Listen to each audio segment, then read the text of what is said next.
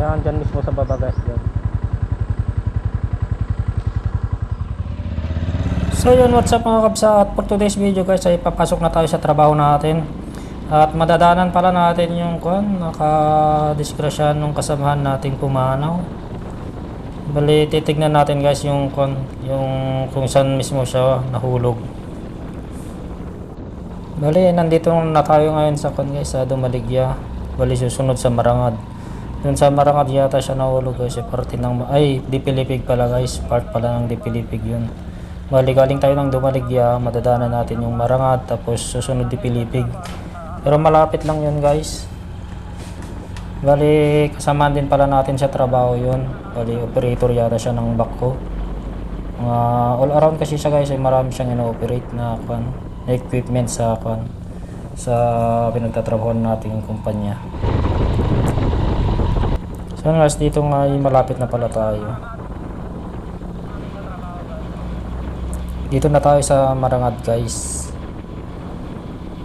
Bali dyan guys, ang oras dyan nasa 5:40 pa lang yan.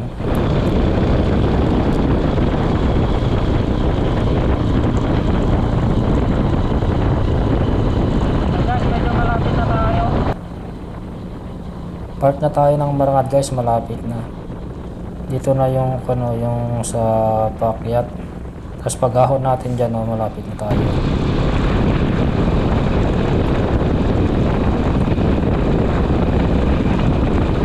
Bali lagi kong nakikita tong tao na to guys. Bali nakakasama ko na rin to sa mga mga inuman ganun doon sa amin pag namamasyal sa doon.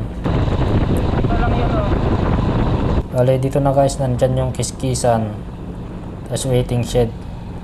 Bali dito sa left part guys, yan. Saan guys, dito mismo yan sa baba guys. Doon guys, dito siya nahulog. May imbornal kasi dyan guys, tapos may konting tubig. Bali sabi nila guys, nahulog siya dyan, tapos nadaganan pa siya ng motor niya. Tapos walang nakakita, hindi agad nakita. Dito siya nahulog.